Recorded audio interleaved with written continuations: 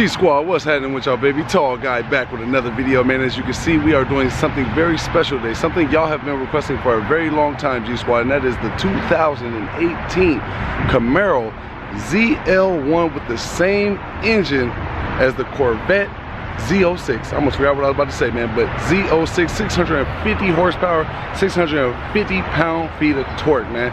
Let's get this review started. So first, let's just talk about the basics, man. How it looks. Oh my God, this thing has got big time curb appeal, man. Look at the wheels. I wish the brake calipers would have had a different color, you know, drip up in there, but you know, I guess gray do, but it just looks like, you know, it's part with the rim. I need them brake calipers to really stand out, but maybe the person who bought this really wanted to stay subtle and conservative, and so he went with the gray joints with the gray wheels. The wheels are actually nice though. I don't have a problem with the wheels, and if you want to rent this car, which I did, from the Turo link from my guy Eric, that link will be in the description below. His Turo link will be there if you want to rent this beautiful monster from him, man. He has a bunch of cars up there, so if you want to rent them from him, go ahead, check him out, man. Give me a good discount on this thing too, man. But you got the carbon fiber hood with the ZL1 right there. Look at the weave on that thing. That thing looks crazy, man. And look, you can just put your whole hand in there. Like, this whole car is just beautiful, man. I mean, look at the headlights, man. Like, and then you got the fog light right there, that one little strip. So, you know, when that thing is coming up behind you, man, all that thing is screaming is, get the F out of my way. You see that? I didn't even cuss, man. That's for the children out there. Shout out to y'all. The headlights do it for me every single time. I'm a headlight kind of guy, man. That carbon fiber right there with the deep scoop up in there, how legendary is that, man? But one thing about the Camaro, man, it's never really been, you know, tailor-made for tall people like myself. So if you don't know how tall I am, man, I am 6'10", to give you a full understanding. And obviously, I care about backseat room too. That's a big thing, and those two things we're gonna touch on those in this video, man. But before we do that, let's go ahead and pop that young hood and show you what's up under there. Now, what would have been cool is if this thing, when the hood lifted up, it was like the Corvette ZR1. So when you lift up the hood, if you haven't watched that video, what I did with the Corvette ZR1 with my guy Derek, man, make sure you go check that out. I'll put the link in the description below. And make sure y'all go to Vista Vapors, man, and show them some love. But see, on the Corvette ZR1, when I do this right here and I pop the hood, that carbon fiber bit right there, it stays there, and then all the metal around it lifts up, and then the carbon fiber will be right there sitting on top of that supercharger thing. And if you don't know what that is, man, that's that infamous LT4 supercharger, man, that's in them Corvette things, them Z06s, man. And you got the same thing right here in this Camaro ZL1. So if you don't know what that produces, 650 horsepower, 650 pound-feet of torque. Same thing as the Z06. That carbon fiber will do it every single time. I can't even stop staring at it when I'm driving the car. I be looking out, just looking up under the hood. It looks like it's kind of just popped up when you're in the car driving. Like, I'll show you in a minute. So this is literally what you see when you're driving. It just looks cool. Like, you can see it's separated from the metal and what's actually the carbon fiber. So I think that's a cool little touch. Now, getting into the Camaro ZL1, man, like I told you, it's a real tight cabin up in here, but look at the lights, the ambient type. Ooh, was that not type synchronized? Let's go ahead and start that thing up real quick. That thing sounds good, man. You got 200 on the dash too. You can never complain about that. Look at that heads-up display, man. That heads-up display, man. I wish that heads-up display was in every last car. I mean, look how crispy it is. Like, you never have to look down. Look at that. You got that plies playing, huh? But look at that, man. How legendary is that? Why is that not in every last car made on planet Earth? I don't know why. I cannot understand it, man. But then working our way over here to the steering wheel, look at the ZL1 right here, man. Look how crispy that looks with the Alcantara all around the steering wheel. And I've had this car for a few days now, and I'm gonna be here for about a week. And I'm telling y'all, so far, I'm liking what I'm seeing. The steering wheel design, I mean, I think outside the Alcantara, inside it, I mean, is, you know, a bit ugly. Like, I don't know what's going on with this. I don't really like that. I don't like this over here. You know, but the steering wheel, the flat bottom with the ZL1 right there with the Alcantara wrapped around it, that's a good touch. But this right here, they can miss me with all that. But I do like the gauges, I mean the digital gauge anyway. And even though I don't like analog gauges like these ones don't necessarily look bad. They look real sporty. You got 200 on the dash like I mentioned previously before, and then you got all the digital in the middle, which is pretty cool, man. And then you get over here, you got the screen. Now, this glare thing, right? So they got this slightly slanted, right? If you look at it, let me show you from this thing right here. See how the screen isn't just vertically upright? The reason why is because they don't want the glare from like the sun, which you can see like the water bottle and all of my hands and stuff like that. But you know, it does actually help prevent the sun from like glaring off the screen while you're driving, so you can literally see what's on there a little bit more crispy. It's a slight thing, but it's a pretty cool little touch. Working our way down here, these vents, I touched on these before, right? Look like big propellers, right? I'm not really a big fan of those. And you turn these to, like, you know, turn it down, and then you turn this to, you know, turn the heat up, like as you can see right here. It'll go from low to high. You can do that on both sides, which is pretty cool little touch. I do like this right here. All the buttons are very responsive. If you go up here, look at this. See the little yellow dots that go with it? Big time responsive, I like that. You got the Alcantara right here with the red stitching, really like that, feels real good on the mittens. And then you got the ZL1 right on the top of the mook right there, till you get that little extra drip, that little extra sauce, and you got Alcantara wrapped around, you know, the actual gear shifter itself. So that's pretty cool, man, I like that a lot. Another real cool thing that they definitely did not have to do, that they did do, was this right here. Look at the Alcantara right here, you know, where your knees would be at. So for a person like me, obviously, I think even shorter people probably do this when you're driving, your leg kind of just rests right there. You see that? Now, don't mind the ACL scar and all that stuff. Yeah, big blue on my whole damn knee. Go watch my life story, you'll know why and how it happened. It's just really comfortable, you know, when you lay your knee on that thing versus, you know, like some hard plastic. Like imagine if it was like this, but right here, that wouldn't be too comfortable. So they put that Alcantara right there, which is actually a really good touch, and it's comfortable, and it's really useful. You wouldn't probably know or think you would need that until you actually have it, and then you'll notice when you don't have it. And they kind of got like a cool like layout design. Even though this is hard plastic, it goes literally from the propellers up here, and then they made design look kind of cool, you know what I mean? You got the armrest, you ain't got much storage space in here, you know, got the charger in there, and it does have like the lighting in here, which is pretty cool. And this thing absolutely comes to life at nighttime. Like, I had to shut that real quick. It absolutely comes to life. You got the lighting right here. I don't know how well y'all can see that, but you can change those lights from a bunch of different colors. And then right here on the top of the screen, that's one big light bar right there as well. So between that, and over here on this door, man, this thing lights up like a Christmas tree at nighttime, man. And then you got that heads-up display. Don't get me started again on that. But getting over here talking about these seats, man. Big bolstered up Recaro seats. Now, anybody who's ever been and sat in some Recaro seats, y'all know that these is top level, you know, sport racing seats, and they gonna hold you in that seat real good around some corners. And this Camaro, since I've had it, has been really good going around them corners, man. You got a wireless charger right there and all that good stuff. You know what, I'm gonna show y'all what the back seat is like for a person like me, so I can show y'all just how unusable that back seat is. I'm sorry to the people who probably was thinking about getting this thing as a daily and having kids and all that. You probably could with some toddlers back there or something like that, but it ain't gonna work out for much. I mean, with the seat all the way back, I mean, look at that right there. I mean, it's pretty much Alcantara on leather, right? Pretty much, you know, mixed baby like myself. Before we hop into the back, man, one thing I always gotta touch on is the memory seats, man. And this is some real nice, heavy, tight metal material right there, which is actually, you know, feels a little bit refined, you know, for a Camaro at least anyway. And then, like I said, you got that lighting right there, man. You got the trunk button. You got the Bose sound system, which sounds real amazing in here. I'm not even gonna lie to you. You got the Alcantara right here with the red stitching on the armrest there. You got a little storage space right there. Just all around, you know, pretty nice, man. Look at my legroom, right? This is with my seat all the way back and all the way down. And here's my legroom right here. That's as good as it's gonna get for me right here, which ain't bad for a Camaro. But at the same time, my left one, I can put it between that brake pedal and that, you know, footrest over there, and that actually helps a lot for extending that knee. Now, when you got them basketball kneecaps like me, that's a big thing, but only the left foot can do that. So, you know, I'm pretty much stuck like this, and the right one's pretty much here. And that's why I said I could tell you how comfortable this is, because this is literally how my leg sits as I'm hitting that pedal all day. Now, my headroom is another thing.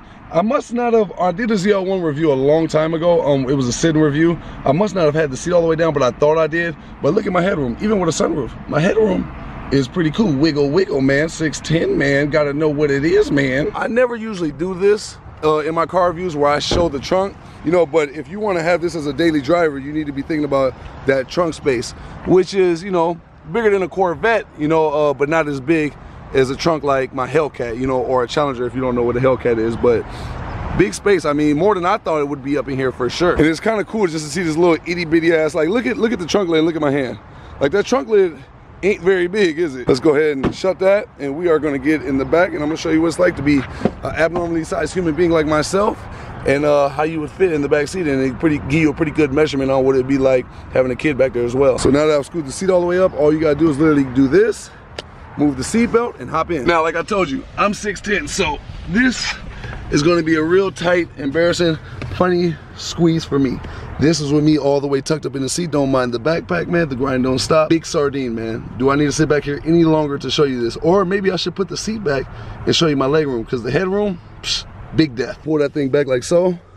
And I guess I'm not that bad, but understand I got the seat scooted all the way up to the mook. Like, it's as far as it could go up. It can't go no more up than that. And I didn't shut the door because I'm kind of claustrophobic, man. And this is a small, real tight, confined little itty bitty space. How funny is that though? I mean, come on, man. Headroom is pure embarrassing. Like, there's no way, man. Now, if you got somebody who's not tall I guess maybe you could swing it back here for a little bit, but even the back seats are big bolstered up. Now this is a real cool fun fact right here.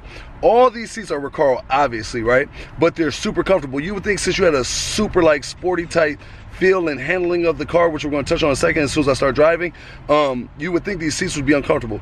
I've been driving in these seats in LA rush hour traffic, and they're super comfortable, and they're actually really amazing, to keep it all OEG with you. So you kind of get win-win. You get the bolstering up and the race going around the corners kind of feel, and at the same time you could drive it super long distances, because you know a 20-minute drive with traffic here is about an hour drive at least. But I mean, if you don't believe me, look at how deep that seat is right there. Like, that's big bolstered up, man. I mean, the top not so much, but a good layout and a pretty deep pocket seat, that's for sure. No cup holders back here either. That's one thing you gotta know too. Now we're about to take this beautiful beast on a ride. One thing I did want to touch on that I just talked about was those cup holders. You gotta know, it don't sound like much, it don't sound like much of a compromise, but you got 2 cup holders in this entire car that I know of. Might be some hidden James Bond cup holders I don't know about, but I highly doubt it. It's not a Porsche.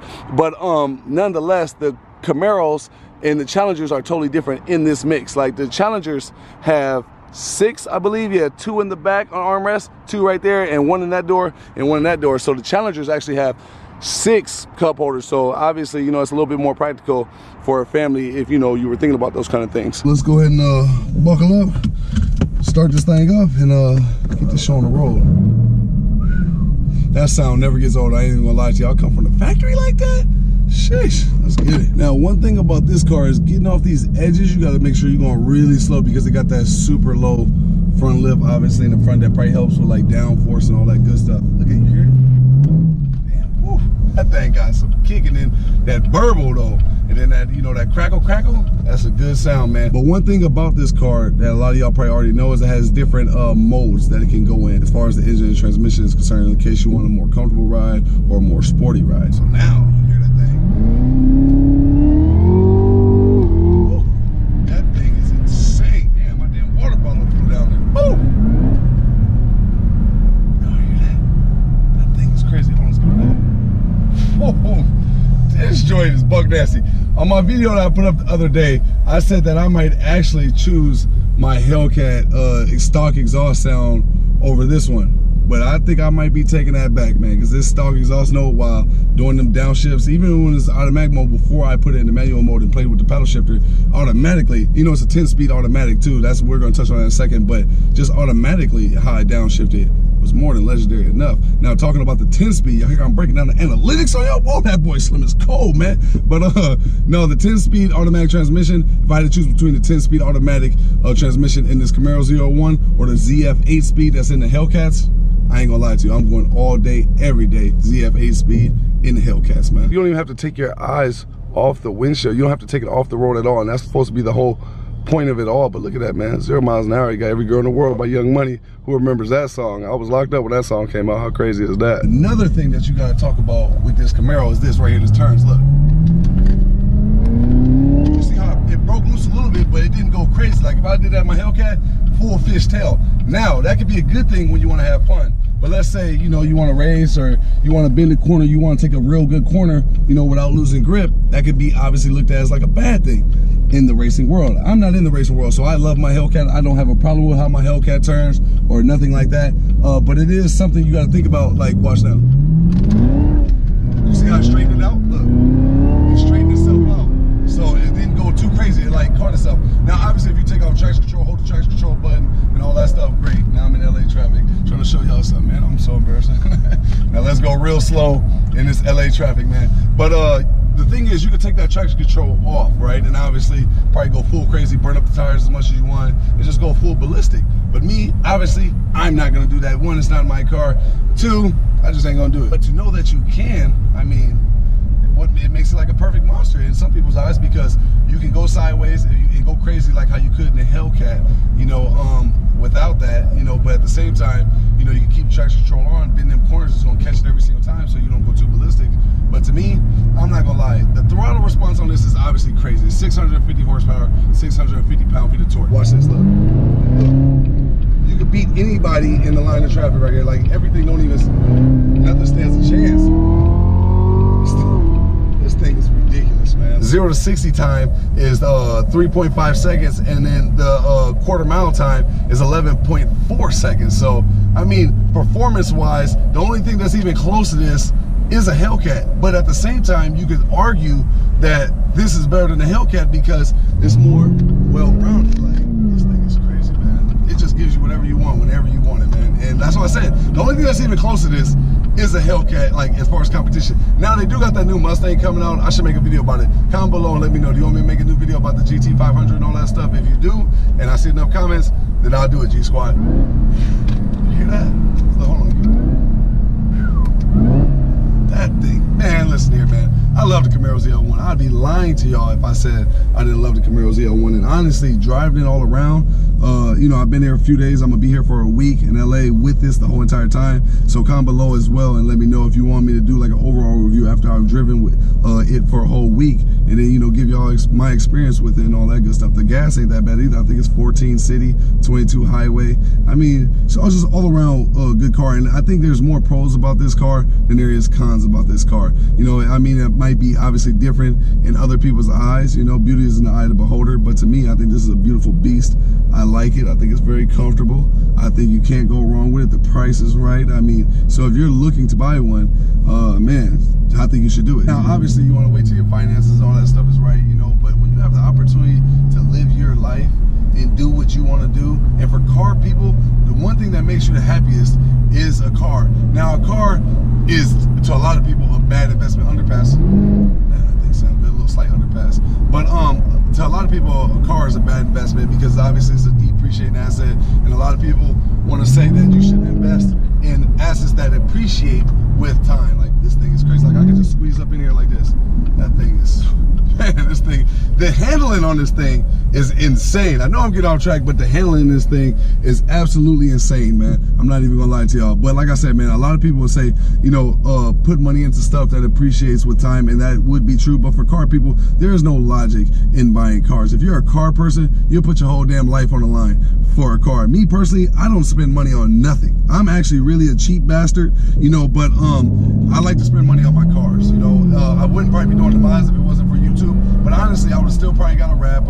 You know, I would have did some cosmetic stuff, or even if it's just a car payment, I would do that. I'm a car guy, so I don't think of a car and living your life with your dream car is ever a bad investment, man, because, you know, when you buy this stuff, obviously it can give you happiness, right? If you're not happy, you're just not happy. It doesn't matter how much money you have, no matter how many cars you have, clothes, shoes, girls, women, whatever.